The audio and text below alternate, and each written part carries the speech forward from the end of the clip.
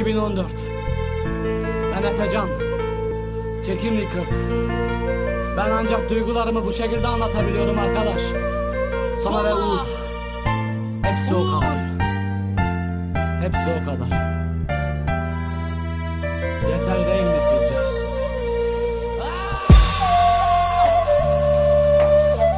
Hepsi o kadar. Mukadderat bir gerçek, herkes bir gün göçüp gidecek. Muhakkak her insanoğlu son nefesini verecek. Azrail'le yüzleşen onca güçsüz Ademoğlu o zaman anlayacak ki dünya bir yalan kuyu. Bırakıp gidenlere neden gittin diye sorulmaz. Bu takdiri ilahi kula imkan sunulmaz. Dört duvarda mahşere kadar hesaplar arkadaş. Kimseyle insanlar değil meleklerdir muhatap. Her bir gidenin ardından okunmalı Fatiha. Dualarda yer vermen gerek giden insanlara. Onca duaya muhtaç kabirde olanlara. Allah rızası için oku sen de bir Fatiha. Uğrumun mekanı cennet olsun yüce Rabbim. Somada sana kavuşanlara lütfet cenneti. Rahmetinle kuşat ya Rab Müslüman tüm herkesi. Şehadet nasip et ya Rab kurtar aciz bizleri. Yıl 2014. Acı ama gerçek. Gidenler oldu, göçenler oldu. Ve bir daha dönmemek üzere. Hakkınızı helal edin göçüp gittiğiniz yerden bizlere.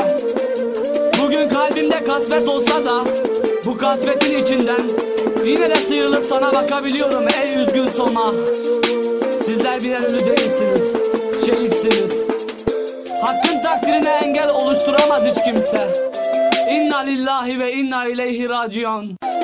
Bizler haktan geldik ve ancak hakka döndürüleceğiz. Bir büyüğümüzün sözü vardır. Hayvan ölür semeri kalır, insan ölür eseri kalır. Gidenin değil, bırakmanın ardından ağlamalı diye.